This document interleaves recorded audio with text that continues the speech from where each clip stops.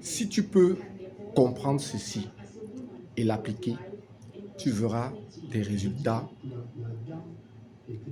être multipliés par 10. Mais pour que tu comprennes bien, je vais te raconter l'histoire de deux entreprises. La première, c'est Alpha Pro. Elle a un effectif jeune, elle a une culture forte, elle a des valeurs partagées, les missions sont connues et il y a une certaine synergie entre les employés qui vont vers la réalisation, n'est-ce pas, des missions à moyen, à court et à long terme d'entreprise. Il y a la seconde entreprise qui est Beta Pro.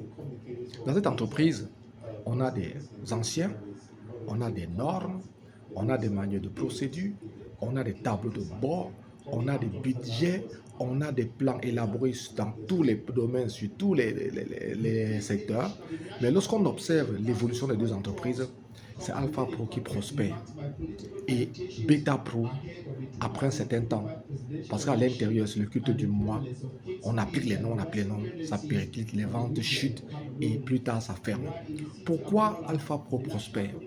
Parce qu'à l'intérieur d'Alpha Pro, il y a ce qu'on appelle la culture d'entreprise. Une entreprise qui n'a pas de culture forte finira par crever. Une entreprise qui n'a pas de culture forte n'aura pas de meilleurs résultats. L'entreprise qui n'a pas de culture forte ne peut pas supporter la bataille concurrentielle et n'aura pas une croissance soutenue dans le long terme.